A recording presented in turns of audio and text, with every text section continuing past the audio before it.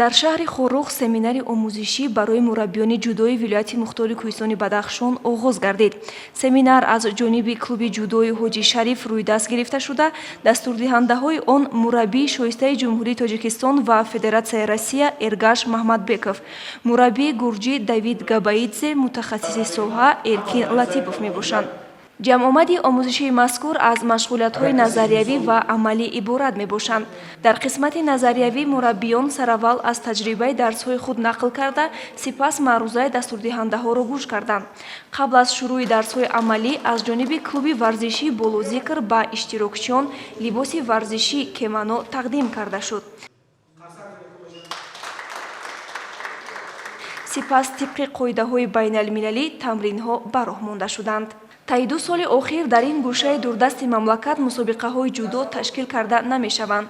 Масъулин мақсад доранд, ки бо роҳандозии чунин ҷамъомадҳо ҳамагонро ба варзиш ҷалб кунанду ба рушди ҷудо саҳмгузор бошанд. Ҳамзамон пас аз сайқал додани маҳорати касбии мураббиён, шумораи мусобиқаҳои варзиширо дар қаламрави вилоят бештар намоянд. дуюми семинари мо дар вилояти Бадахшон дар шаҳри Хорух имрӯз оғоз шуд.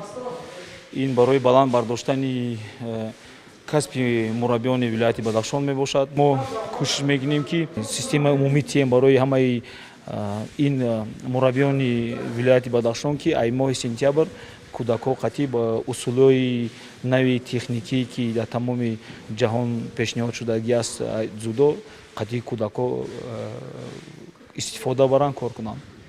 Семинари омӯзишӣ барои мураббиёни ҷудо дар шаҳри Хорух 5 рӯз давом мекунад.